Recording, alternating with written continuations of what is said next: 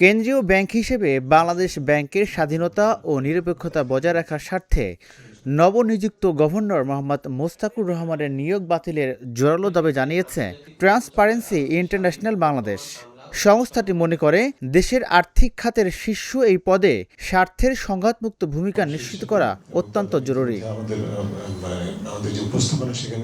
বৃহস্পতিবার দুপুরে রাজধানীর ধানমন্ডিতে টিআইবি কার্যালয়ে আয়োজিত এক সংবাদ সম্মেলনে এই দাবি উত্থাপন করেন সংস্থাটির নির্বাহী পরিচালক ডক্টর ইফতেখারুজ্জামান। দুর্নীতিবিরোধী জাতীয় কৌশল কতটুকু প্রতিফলিত হচ্ছে সেটা পর্যবেক্ষণ করবে এবং প্রতিবেদন করবে এবং সেটি বাস্তবায়নে সহায়ক ভূমিকা পালন করবে, এই অবস্থা সৃষ্টি করতে হবে।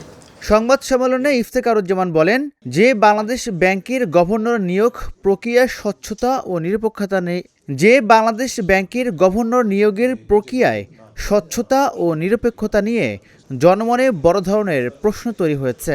ক্ষমতার সাথে প্রত্যক্ষ ও পরোক্ষভাবে সংশ্লিষ্টতা থাকলেই সেটাকে ক্ষমতার অপব্যবহারের এক ধরনের বা দুর্নীতির লাইসেন্স হিসাবে বিবেচনা করার যে চর্চা দৃশ্যমান সবসময় ছিল, এখনো আছে, সেটিকে কঠোরভাবে প্রতিরোধ এবং বিলুপ্ত করতে হবে।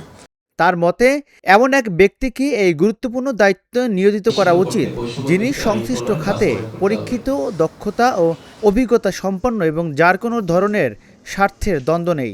স্বার্থের দ্বন্দ্বের কারণে যে জাতীয় সিদ্ধান্তগুলো হয় সেখানে ব্যক্তিগত বা প্রাতিষ্ঠানিক স্বার্থের প্রতিফলন ঘটে, যেটি আমরা সবসময় দেখে আসছি। অন্তর্বর্তীকালীন সরকারের সময় সেটা দেখেছি, কর্তৃত্ববাদী সরকারের সময় তো অবশ্যই।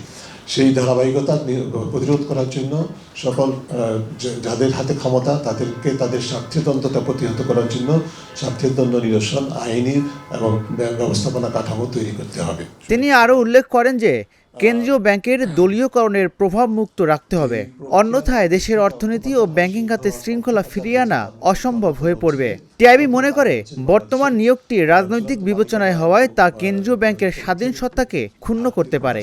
আমরা বলতে চাই সকল রাষ্ট্রীয় প্রতিষ্ঠান এবং সকল পেশাজীবী সংগঠনকে দলীয় প্রভাব মুক্ত করতে হবে। রাজিবুল ইসলাম, ঢাকা জার্নাল, ঢাকা।